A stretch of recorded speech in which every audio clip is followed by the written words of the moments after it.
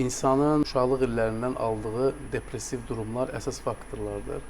Çünki biz uşaqlıq illərində ailə daxilində olan gərginliklərin nəticəsində istər ana-atanın boşanması olsun, istər ana-ata arasında konfliktlər olsun və yaxud da ki, hər hansı bir itkilərin baş verməsi nəticəsində bir depressiv durumlar yaşayırıq və bunun qarşısı vaxtında alınmadıqda depressiya xronikləşə bilər və bir müddətdən sonra insanın həyatdan artıq həzz alacağı tərəflər itməyə başlayır və həzz tərəflərini, natamam olan həzzi tamamlamaq üçün süni formada digər faktorlara yiyələnirlər, yönəlirlər.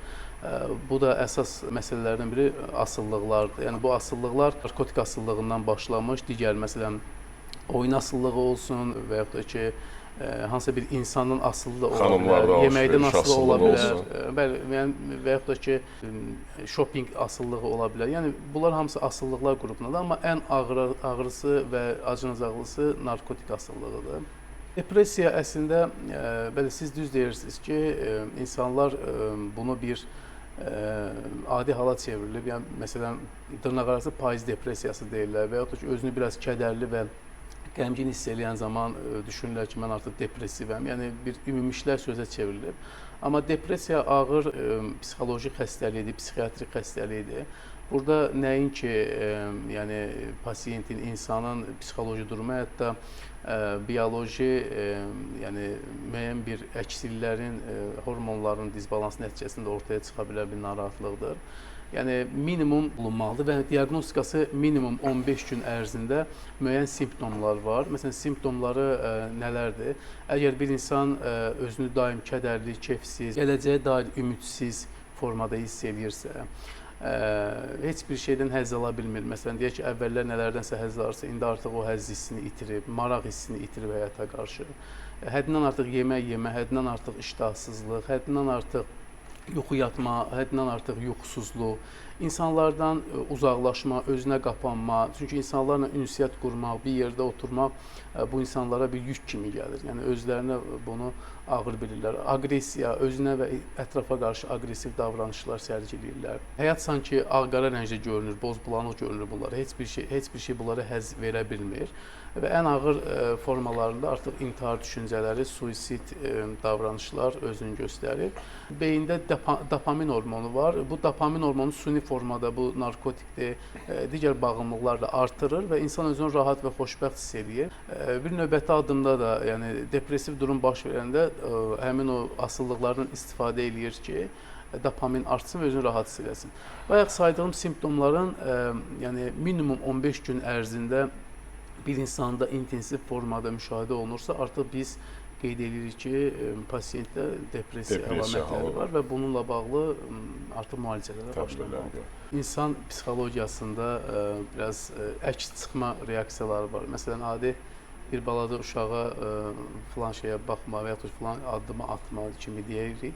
Baxırıq ki, uşaq gizlin də olsa onu maraq oyanır onda ki, görəsən orada nə vardı ki, mənə qoymadılar. Bu bir şuuraltı davranış modelləridir. Yəni, amma digər məsələyə gələndə, birinci ilk növbədə bu zərərli vərdişin mənasını tapaq. Yəni, siz narkotik asılılığı deyiriksə, burada biz bunu vərdiş adı altında birləşdirməməliyik. Yəni, əslində bu vərdiş yox, psixoloji və bioloji bir xəstəlikdir əslində. Çünki bayaq qeyd edədiyim kimi, yəni uşaqlıq illərində yaranan depressiv durumlar və həmin o depressiyanı bastırmaq üçün, təbii ki, təkcə depressiya yox, burada paralelində həmin insanda sevgi əksiliyi, emosional disbalanslılıq, təsdiq görə bilməmə, yəni çünki digər vərdişlərdə, asılılıqlarda məsələn insan nəyə görə gedir, məsələn, oyun oynayır, asılı qalır ondan. Çünki özünü təsdiq edir, pul qazanmaq istəyir və yaxud digər məsələlər, faktorlar. Burada genişdir məsələ.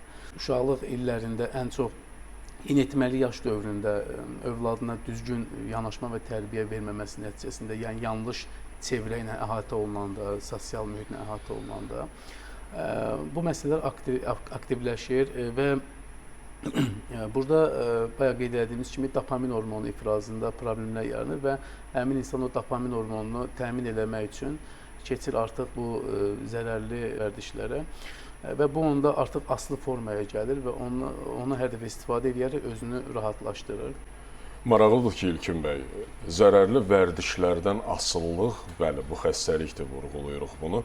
Bir də var ki, hər hansısa bir xeyirli vərdiş, tutalım, kitab oxumaq kimi və yaxud elə başlıca kitab oxumağın üzərində dayanaq. Çünki bəzi insanlar var, hər gün kitab oxuyur, mütaliə eləyir, amma o səhərsi hər hansısa bir hadisə baş verirsə, o uzaqlaşırsa, o artıq onda bir psixoza gətirib çıxarır ki, bəli, mən o vərdişimi etmədim bugün, ona narahatlıq hissi verir. Bu da mı xəstəlikdir? Yox, zaten insan həyatı vərdişlər üzərində qurulur. Yəni biz əgər yaxşı bir idmançının professional olması üçün onu idmanı vərdiş halına çevirməlidir. Yaxşı bir insanın yaxşı bir həkim olması üçün o işi cərrahiyyədir və yaxud da ki, bunu vərdiş halına çevirməlidir və yaxud da ki, at sürmək üçün onu vərdiş halına çevirməliyik. Yəni insan həyatı zaten o vərdişlərdən belə deyim də yaranır. Buna reflekslər deyilir. Bu reflekslər və vərdişlər düzgün formada istifadə olunmalıdır. Yəni biz demirik ki, bütün vərdişlər zərərlidir. Sadəcə onu kateqoriyaya ayırırıq ki, zərərli vərdişlər və xeyirli vərdişlər. Və biz də təbii ki, cəmiyyəti, insanları, özümüzü yəni tərbiyələndirməliyik ki, həmişə yəni düzgün və faydalı vərdişlərə yiyələnək. Bəs ola bilərmi ki, faydalı vərdiş asosiallaşdırır bizi? Ola bilər ki, hər hansısa bir faydalı vərdiş bizi cəmiyyətdə insanlar arasında ünsiyyət qurmağa çətinlik yaratsın. Məsələn, elə qəbul eləyək, kitab oxumaq məsələsidir, maariflənir, bu hər gün kitab oxuyur, amma kənarda cəmiyyət içərisində hətta öz ətrafı ilə belə söhbət eləməyə, ünsiyyətdən çəkinir. Bütün işlərdə, bütün həyat prosesində o qızıl orta deyilən bir anlayış var. O qızıl ortanı hər bir zaman qorumaq lazımdır. Yəni hər bir şeyin artığı belə ziyandır. Nizami Gəncəvi artıq xüsusiyyəndə də bizə ziyan eləyir. Ona görə də yəni artıq kitab oxumaq, bəli, yəni bir tərəfdə kitab oxumaq deyiriksə, onun artığı artıq bizi izolyasiya edir cəmiyyətdən. Və yaxud da ki, nə bilim, biz idmanı xeyirli biliriksə, artıq məşq eləmək bizim ürəyimizə ziyan eləyə bilər. Nə bilim, biz diyeta deyiriksə, artıq diyetaya bizi ölümə apara bilər. Yəni təbii ki, hər bir şeyin o qızıl ortası qorunmalıdır. Heç kitab oxumaq demirik, amma normal səviyyədə və insanların özünü informasiyanı qəbul etdiyi formada oxuya bilərlər və yaxud da ki, digər proseslər, vərdişlər də bunun kimi, hansı ki, normal qaydada özlərinə yetəcək qədər və özlərini informasiyasını əldə elədiyi qədər bunu istifadə edə bilərlər. Artığı təbii ki, ziyanlı olur. Zərərlidir, yəni narkotik maddələrdən asılılıqdır. Müalicə olunurmu? Bəli, müalicələri aparılır, lakin müalicə proseslərində yəni, bir istiqamətli olmur. Məsələn, bütün asılılıqların yaranma səbəbləri, kökləri eynidir, amma şiddət dərəcəsinə görə narkotik asılılığı daha, belə deyək, insana daha çox zərər verən asılılıqlar siyasındadır. Müalicə istiqamətinin sırf psixoterapevtik istiqamətdə baxanda kognitiv davranış terapiyası, yəni pasiyentin düşüncə və davranışlarını müsbət nümunələrə doğru dəyişmək, qrup terapiyaları nə mənada, yəni eyni problemindən əziyyət çəkən insanlar bir araya gələndə bir-birlərinə daha yaxşı dəstək ola bilirlər ki, burada mütəxəssis vasitəsilə olmalıdır ki, yəni hər öz problemini danışanda bir-birlərinə daha yaxşı dəstək olurlar. Depressiya üzərində işləmək, burada dərman müalicələri, psixiatrik dərman müalicələri və psixoterapiya paralel aparılmalıdır. Və ən vacib məsələlərdən biri cəmiyyətdə stigma, bu stigmanı aradan qaldırmaq lazımdır. Yəni insanlar bəzən narkotik istifadə edənə, asılı olana biraz dırnaqarası baxırlar və bu da insanların daha çox özünə qapanmağını gətirib çıxarır. Yəni bu cür yanaşmaq əvəzinə ailədir, cəmiyyətdir, ətrafdakı qohumlardır, insanlar dəstək edici bir formada yanaşmalıdır. Narkomana yanaşma elə maraqlıdır, elə o barədə məlumat verməyiniz daha yaxşıdır. Necə olmalıdır? Bəli, o insan özünü yəni indi səhv eləyib, yəni bilərəkdən, bilməyərəkdən, hansısa bir aspektdən bu problemi yaşayırsa, bu o belə deyim, günahkardır düşüncəsinə yanaşmaq olmaz. Yəni bu insan özünü günahkar hesab edəndə daha da o depressiv durumları ağırlaşmağa başlayır və daha çox istifadəyə yönəlir. və hətta içində bir növ qisas hissi də yaranır ki, mən onsuz da yəni həyatım belə deyim bərbad olub, yəni artıq bundan sonra heç bir mənası yoxdur kimi ümidsizlik hissləri yaranır. Ona görə də cəmiyyətdə, ətrafdakı insanlardır, sosial mühitlər daim dəstək olmalıdırlar və həmişə bildirməlidirlər ki, yəni bu bir problemdir və sən bu problemdən çıxacaqsan, qurtulacaqsan. Yəni, İlkin bəy, məsələn, hər hansısa bir narkotik maddədən istifadə edən şəxs sizə müraciət eləyir və maraqlıdır, ona verdiyiniz ilk sual nə olur? Ümumiyyətlə sual. Həmin insan bu məsələdən qurtulmağa özü razıdırmı? İstəyərəkmi gəlib, yoxsa ailəsinin məcburiyyəti ilə gəlib? Təbii ki, ailə məcburiyyəti ilə gələndə effektimiz çox aşağı olur. Yəni, çünki həmin insan ona xoş deyil qurtulmaq. O deyir ki, mənə istəyirəm ki, davam edeyim. Amma onun həyat prinsiplərində deyək ki, qurtulmaq istəyirsə, artıq bu məsələdən azad olmaq istəyirsə, mütləq ki, bizim yanaşmalarımız birbaşa kognitiv davranış terapiyasına olur və həmin şəxsin biz test edirik və testin nəticəsində baxırıq ki, bu insanda depressiv durumlar hansı dərəcədədir və depressiv durumların üzərində başlayırıq yanaşmalar eləmək. İndi bu bir günün işi deyil, yəni uzun bir müddət lazımdır ki, həmin insan terapiyalarda effekt əldə etsin və ən vacib məsələlərdən biri də ailəsinə necə yanaşmaları barədə maarifləndirməkdir. Yəni, bu maarifləndirmə olmalıdır ki, həmin insan evdə özünü günahkar yox, yəni xilas olan biri kimi hiss eləsin. Və onu həmişə də qeyd edirəm ki, unutmamalısınız ki, məsələ yəni qurtula biləcəyiniz bir məsələdir. Siz xilas ola bilərsiniz və siz günahkar deyilsiniz. Yəni bu vacib düşüncələrdir onlar üçün. Əksər hallarda hansı səbəbdən bu yola əl atdıqlarını deyirlər sizə? Adətən müraciət edən pasientlərdə mən müşahidə eləmişəm ki, müəyyən bir həzz əldə eləmək üçün, məsələn deyək ki, hər bir imkanları var və həyatdan bütün həzz alan faktorlardan istifadə edib, imkan cəhətdən normal insan olub və əlavə həzzə ehtiyac duyub. Bunun da kökünə gedəndə terapiyalarda baxırıq ki, uşaqlıqda yenə depressiya yaranıb. Yəni o depressiv duyğular həmişə bunda olub uşaqlıq illərində və bu insan yaşlarda hər dəfə bir həzz faktorları əldə alıb. Məsələn deyək ki, avtomobil alıb, nə bilim ev alıb və yaxud da ki, nə bilim istirahətlərə gedib falan, yəni hər bir istiqamətlərdə həzz duyğularını dadıb və yaşının müəyyən bir dövründə, ən çox da onu da qeyd edim, 15-25 yaş arasında yəni belə deyim, bu asılılığa düşmək olur. Yəni ən çox statistika bunu göstərir. Baxırıq ki, müəyyən bir dövründə hansısa bir insana rast gəlib və bu insan belə bir həzz alan faktorun, bir obyektin olduğunu buna bildirib və bu da istifadə eləyib, sınaq eləyib, bayaq xanım qeyd elədiyi kimi ki, yəni bir dəfə istifadə eləməklə heç nə olan deyil düşüncəsindən başlayıb. Yanlış elə orada eləyir. Bəli, və oradan da asılı olmağa davam edir. Orqanlara, kütləvi informasiya vasitələri sizcə daha nə kimi işlər görülməlidir?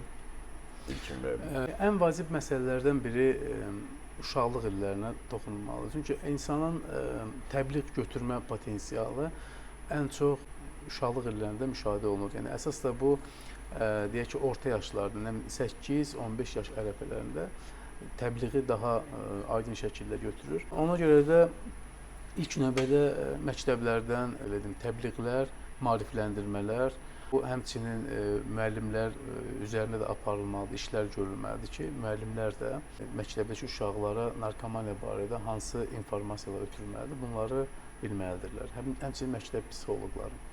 Digər tərəfdən sosial şəbəkələr, informasiya vasitələri də burada əsas rol oynayır. Yəni tək bir insanın, bir dövlətin edəcəyi bir şey deyil. Burada hər kəs bir olmalıdır və bir yumruq şəklində birləşib bu problemə qarşı mübarizə aparmaq lazımdır. Çünki hal-hazırda cəmiyyətdə aktual bir məsələdir və hər kəs də öz övladını bu məsələdə yəni qorumalıdır və bunun üçün də bir olmağı, bir qarşısına ambisiyası kimi yerləşdirməlidir. Onu tanımaq məsələsinə də toxundunuz. Elə o barədə tamaşaçılarımıza da fikirlərinizi bildirin. Gəlin məsələni belə danışaq da, narkotik istifadəsi, bayaqlar qeyd etdiyimiz kimi, insanda yaşanılan bu depressiv durum, həzz hissinin itməsinin nəticəsində əldə elədiyi süni bir vasitədir. Yəni bu insan həzz hissini itirir və həzzi əldə etmək üçün bu narkotikdən istifadə edir və onu həzz verir və ona asılı qalır.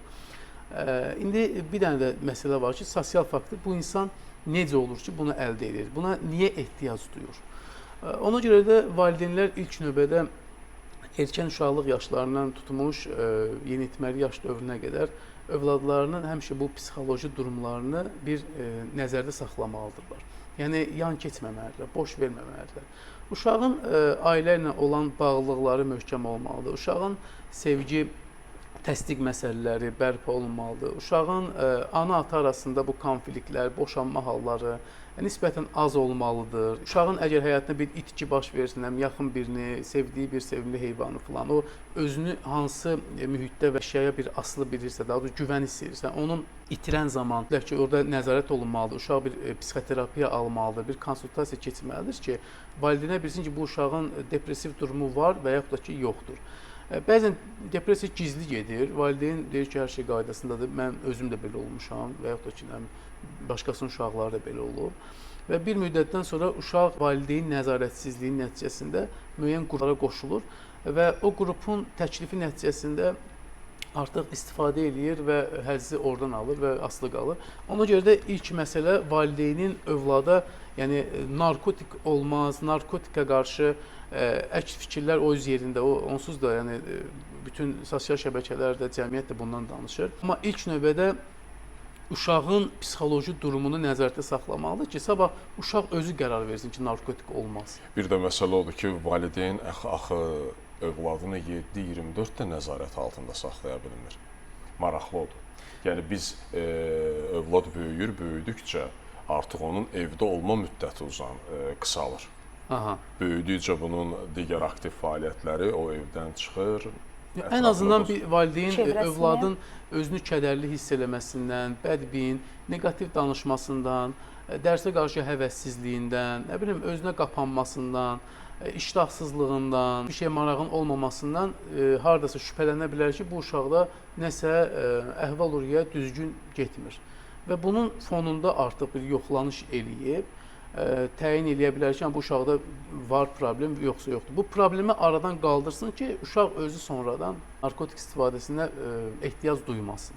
Tövsiyələrinizi eşidək, başlayaq İlkin bəy sizə.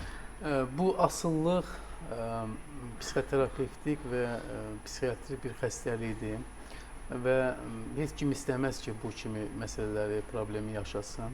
Həmin insanı nə özü bu məsələdə özünü günahkar hesab eləsin, nə də yaxınları bunu günahlandırsın. Yəni bu stigmanı aradan qaldırmaq lazımdır, o lağ olunma filan məsələlərini. Əgər bu problem varsa həmin şəxsdə məsələ uğrunda mübarizə aparıb sağalmalıdır. Çünki onun sağalmağı ailəsinin və cəmiyyətin sağalması deməkdir.